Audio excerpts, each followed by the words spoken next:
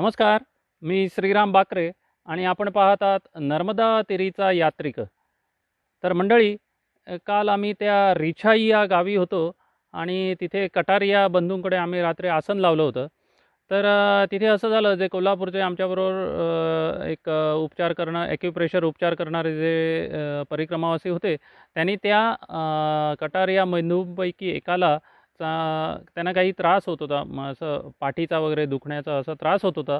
तर त्याच्यासाठी त्यांना उपचार वगैरे केले. रात्री त्यांचे वेगवेगळे मणके किंवा जे पॉईंट्स असतात ते दाबून त्यांना कुठे दुखतंय वगैरे सगळं विचारून त्यांना चांगल्यापैकी त्याचा आराम पण वाटला. आणि पुढे कसं करायचं ते आपण नसताना, आपण जरी नसलो तरी ते उपचार कसे चालू ठेवायचे याच्याबद्दलही माहिती दिली. आणि अशा तऱ्हेने आम्ही झोपी गेलो आणि मला 3 वाजताच पहाटे जाग आली. तर त्या कटारिया मंडळींपैकी त्यांची कुठेतरी जाण्याची लगबग चालू होती सगळं, आणि कुठेतरी मुलगी दाखवण्याचा बहुतेक कार्यक्रम असावा. तर सगळी मंडळी, ती बायका मंडळी वगैरे, ती एका गाडीत बसून वगैरे निघून पण गेली 4 वाजेपर्यंत. अवघे काही मंडळी उरली होती त्या घरातली. तर त्यांनी आम्हाला चहा वगैरे दिला आणि आम्ही सगळ्यांना नर्मदे हर केलं. अजून बाहेर तसं झुंजूमुंजूच झालं होतं, दिसत नव्हतं तसं. तरी आम्ही सगळ्यांना नर्मदेहर केलं आणि आता पुढे जाऊ लागलो. तर पुढे चालत, चालत, चालत आम्ही त्या बाजारात पोहोचलो. तर तिथे एका चहावाल्याचं दुकान होतं. त्यानेही हाक मारली, "महाराज आओ, आओ, चाय पी के जाओ" म्हणून. तर अजून 5:30 वाजले होते आत्ता. तर थंडी पण बरीच होती आणि तिथे छोट्या-छोट्या त्या कागदी ग्लासमध्ये ते चहा देतात आणि त्यावेळी त्याची आवश्यकता असते. मग त्याच्याकडून चहा घेतला. तिथल्या गावकरी काही मंडळी होती तिथे, त्यांना नर्मदेहर केलं आणि आता आम्ही डाव्या बाजूला वळलो. तर डाव्या बाजूला एक मोठा फलक होता आणि अमरकंटक 228 किलोमीटर तिथून दाखवत होतं. आता आम्हाला निवासा ह्या गावी जायचं होतं. तर वाटेत मणेरी औद्योगिक क्षेत्र लागलं. तर त्या मणेरी औद्योगिक क्षेत्राच्या तिथे एका म्हणजे असं छोटंसं दुकान होतं. तिथे छोले, सब्जी, पकोडे असं खाल्लं. बालभोग केला आम्ही आणि आता पुढे लागलो. कारण पुढे आता सगळं ते घाट रस्ताच होता आणि काही खायला वगैरे मिळणार नसतं. म्हणून जिथे मिळेल तिथे पोटपूजा उरकून घेतली आम्ही आणि आता पुढे निघालो. तर पुढे जाता-जाता एक असा कॅनॉल मिळाला आणि बाजूलाच एक शेत होतं आणि मोठ्याच्या मोठं ते पाणी वाहत होतं. वाहतं पाणी बघितलं. साधारण 10 वाजले होते. अजूनही थंडी बरीच होती. थोडेजण स्नान करूया की नको, करूया नको असं चाललं होतं थोड्यांच्या मनात. कारण थंडी असल्यामुळे त्या गार पाण्याची अंघोळ आत्ता करावी काय 12 वाजेपर्यंत करावी असा प्रत्येकाच्या मनात विचार येत असतो. द्विधा अवस्था झालेली असते. पण पुढे पाणी मिळेल की नाही याची पण शंका होती. तर म्हटलं जिथं आता पाणी दिसतंय एवढं चांगलं, बाजूला शेत पण होतं माळरान कसं, तर तिथे आम्ही स्नान करून घेतलं. तिथे कपडे वगैरे धुतले. बाजूला जिथे शेतात जागा मिळेल तिथे तिथे आम्ही आमची संध्या पूजा वगैरे उरकून घेतली आणि तिथून आता तो सगळा घाट रस्ता चढायला सुरुवात झाली. तर झालं असं, तो घाट रस्ता आता मी सगळ्यात पुढे होतो. तर मी जरा जोरात चालू लागलो आणि तुम्ही एकटे-एकटे जेव्हा चालत असता, तेव्हा तुमच्या चालण्यालाही फार छान अशी गती येते. तुमचा तो कमंडलू, तो दांडा आणि एका श्वासात आणि नाम घेत तुम्ही जेव्हा जात असता ना, तेव्हा तुम्हाला ते तुमचा श्वास जाणवत असतो आणि ते असं ते नाम तुमच्या रोमरोमी झिरपत जातो आणि असं की जेथे जातो तेथे तू माझा संगाती असा तुम्हाला सतत अनुभव येत राहतो. आणि मला असा बराच वेळा अनुभव आला, की आपल्याबरोबर कोणतरी चालतंय, की मी एकटाच चालतोय असं नाही. बरोबर कोणतरी कोणाचं तरी सान्निध्य आहे आपल्याला. तो रामराया असू दे किंवा मारुतीराया असू दे, कोणतरी आपल्याबरोबर सतत आपल्या पुढे 2 पावलं टाकत आहे, असा सतत मला अनुभव येत होता. तर त्या दिवशी तसंच झालं आणि तसा करत, करत, करत मी पुढे पोहोचलो आणि ते घाट म्हणजे ज्या एकदम उंचीवर जेव्हा पोहोचलो मी, तिथे एक अंबामाता मंदिर होतं. तर तिथे अ, एक माताजी बाहेर आल्या. वंजारी माता मंदिर होतं. तर त्या एक माताजी बाहेर आल्या आणि लगेच मी असा तो ओटा कसा होता तिथे मी बसून राहिलो. साधारण 12 वाजत होते आणि त्यांनी विचारलं, "काही प्रसाद घ्या" म्हणायला लागली. तर मी म्हटलं, "ठीक आहे, द्या." तर तिने एक द्रोण भरून मला खीर आणि अशा एका पानावरून पुऱ्या दिल्या. तर खीर आणि पुऱ्या माझं मस्तपैकी भोजन झालं. अजून बाकीचे बरेच खालच्या रस्त्याला होते, म्हणजे तो घाटच होता सगळा म्हणा, तर ते अजून पोचायचे होते आणि आता सरळ निवासासाठी आम्हाला जायचं होतं. तर मी तसाच पुढे चालत राहिलो. तर पुढे ते चांगले आता तो घाटाचा उतार सुरू होत होता. तर पक्षी लक्ष कूजितम असा तो अनुभव मला सतत येत होता. असे थव्याच्या थव्यानी वेगवेगळे पक्षी दिसत होते. छानपैकी आपल्या संगतीने आपल्या आजूबाजूला ते वावरतात. आपण पुढे जातोय आणि ते पण आपल्या सोबतीने पुढे-पुढे चाललेत. दुसरे-दुसरे पक्षी येऊन त्यांना मिळत आहेत. असा तो छानपैकी अनुभव होता.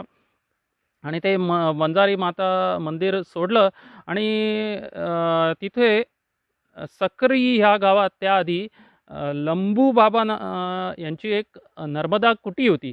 तर तिथे आम्ही थांबलो होतो आणि तिथे कमंडलूत मी पाणी भरून घेतलं होतं.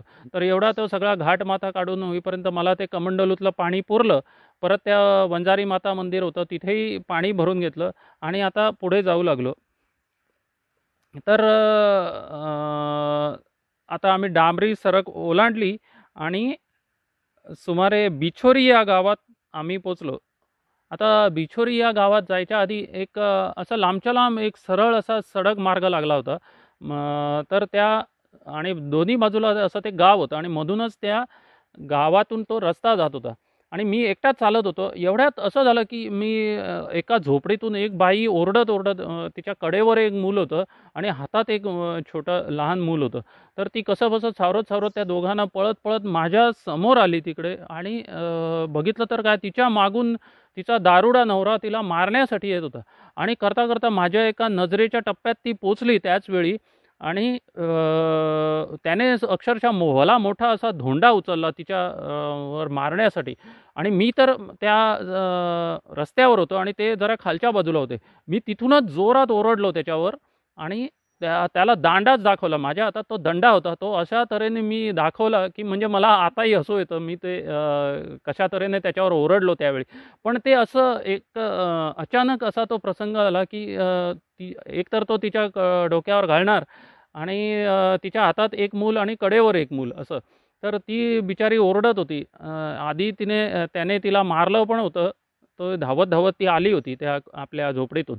तर त्याबरोबर तो थांबला आणि त्याने दगड बाजूला टाकला आणि ती बाजूला जाऊन उभी राहिली. मी म्हटलं, "माझ्याबरोबर ये तू" म्हणून. "काय चाललंय?" काय विचारलं. "क्या हो रहा है तुम्हारा?"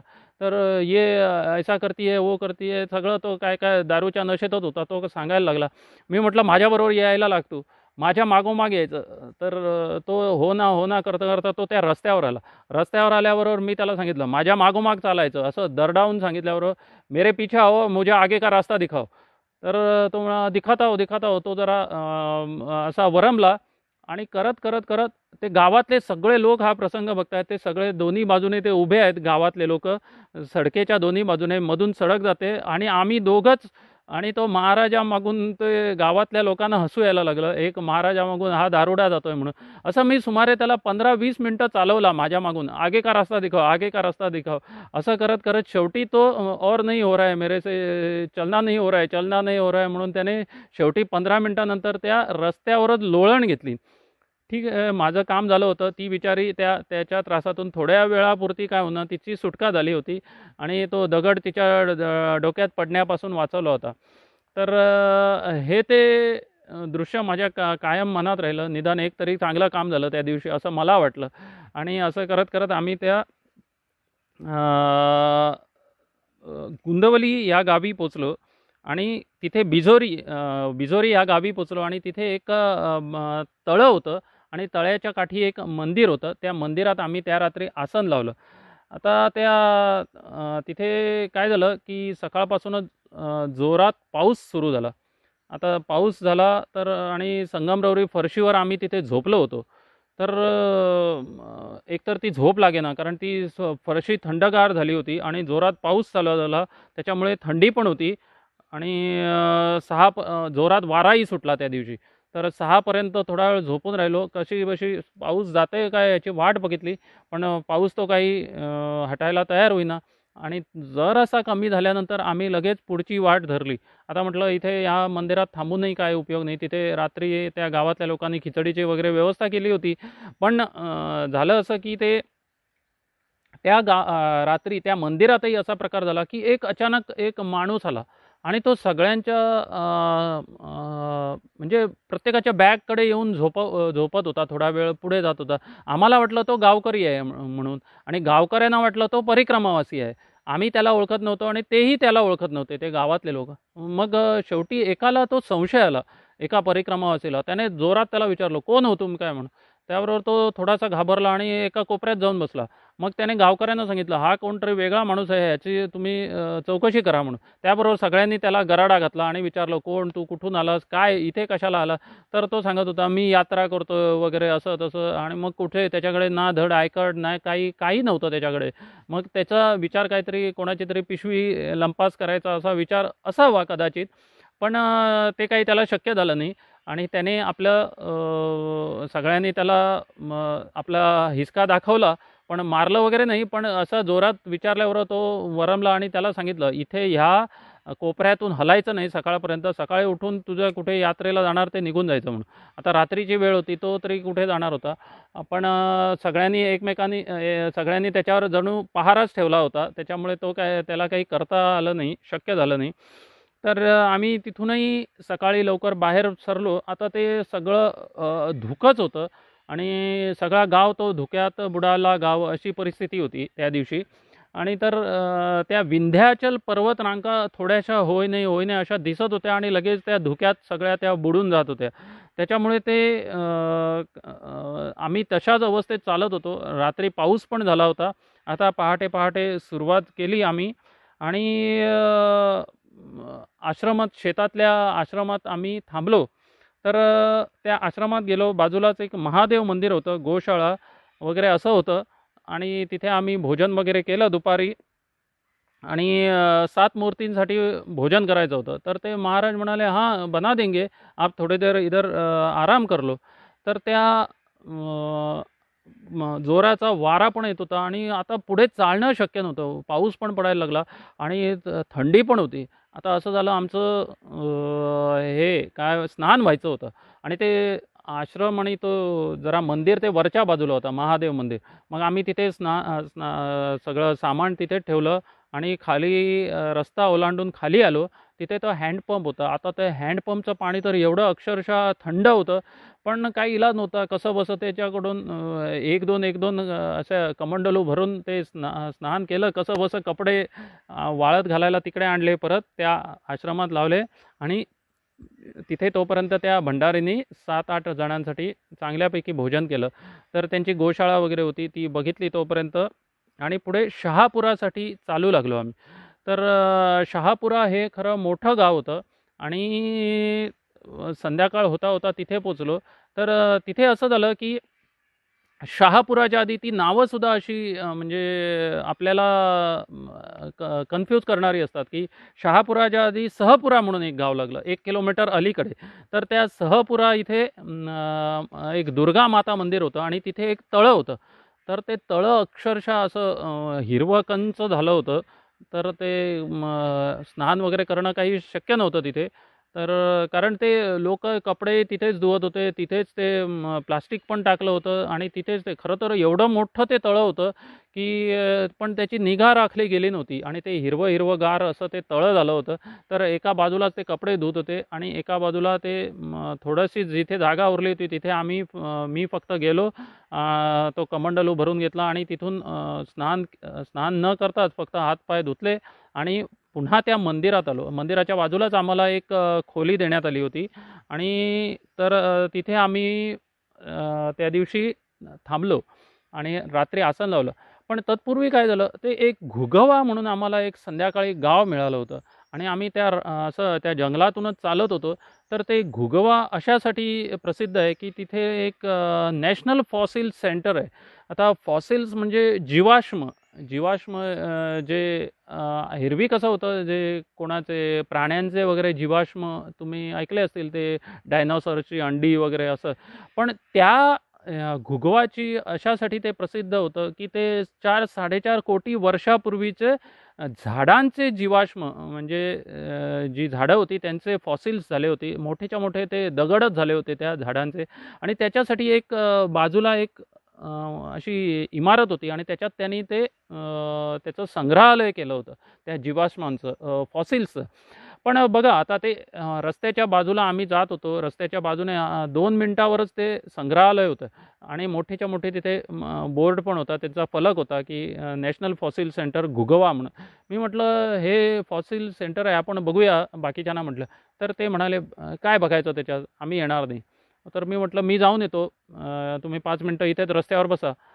तर मी लगेच एक फेरी टाकली आणि सगळं ते बघून घेतलं. आता मी बघितल्यानंतर बाकीचे पण आले. तर तिथे सुद्धा जायची त्यांची तयारी नव्हती. ते म्हणतात, "आम्ही परिक्रमेत आहोत, हे कशाला बघायचं?" पण मी जातानाच ठरवलं होतं, की जे उत्तम, उदात्त, उन्नत, महन मधुरत येते, ते सगळं आपण त्याचा अनुभव घ्यायचा. कारण ह्या गोष्टी काही परत-परत आपल्या आयुष्यात येणार नाहीत. एक वेगळा अनुभव आपल्याला जो मिळतोय, तो तिथे आपण सगळ्यांनी म्हणजे आपण तो सगळा अनुभव घेत जायचा. परिक्रमा ही करायचीच, पण हे सगळे बाकीचे जे अनुभव आपल्याला मिळतात, तर त्याच्यासाठी आपण आपले कान, डोळे सगळं उघडं ठेवायचं आणि त्याचा आनंद, आस्वाद घेत जायचा. तर म्हणजे थोडक्यात ते टीप कागदासारखं सगळं जे काही मिळेल ते आपण टिपून घ्यायचं. तर मी लगेच त्या घुगवा फॉसिल सेंटरमध्ये गेलो. तिथल्या एक माताजी तिथे होत्या, म्हणजे त्या तिथे सगळे देखरेख करत होत्या. त्यांनी मला छान एक 15 मिनिटात मला छान माहिती सांगितली. मग मला विचारलं, "कुठून आलात?" वगैरे. मी सांगितलं, "गोव्यातून." तर त्यांनी छान मला माहिती सांगितली आणि त्यांनी असंही मला सांगितलं, की आता इथून तुम्ही पुढे जाल ते दिंडोरीपर्यंत. दिंडोरी हे 4.5 कोटी वर्षापूर्वीची दिंडोरी कशी होती, त्याचे तिथे फोटो वगैरे सगळे केलेले आहे आणि ते म्हणजे त्यांचं जे कालमापन जे असतं, कार्बन डेटिंग वगैरे करून जे कालमापन करतात, त्याच्या आधारे कळलं की 4,500 कोटी वर्षापूर्वीची ही दिंडोरी होती. आता ते जे पुढे आम्हाला स्थान मिळणार होतं, तर तिथे तुम्ही चालत-चालत आता जंगलातून जातात. तुम्हाला सुद्धा असे फॉसिल्स मिळतील म्हणायला लागली कदाचित. तर बघा तुम्ही मिळतंय तर वगैरे असं तिने छान माहिती सांगितली आणि अशा तऱ्हेने आम्ही तिथे त्या सहपुरा येथील दुर्गा माता मंदिरात त्या रात्री आसन लावलं होतं आणि तिथे त्या मंदिराच्या पुजाऱ्यांनी आम्हाला सदाव्रत दिलं. तिथे आम्ही खिचडी वगैरे तयार केली सगळं आणि छान तिथे आम्ही आसन लावलं. एक खिडकी उघडी होती, त्याच्यामुळे सतत तो वारा येत होता आणि थंडी वाजतच होती. पण थंडीची सोबत आता कायम होती आणि तिला घेऊनच आता पुढे वाटचाल करायची होती. तर बघूया आपण आता अमरकंटकच्या वाटचालीपर्यंत काय होतं ते. तर तुम्ही बघत राहा नर्मदा तिरीचा यात्रिक. तोपर्यंत सर्वांना नर्मदे हर, नर्मदे हर, नर्मदे हर.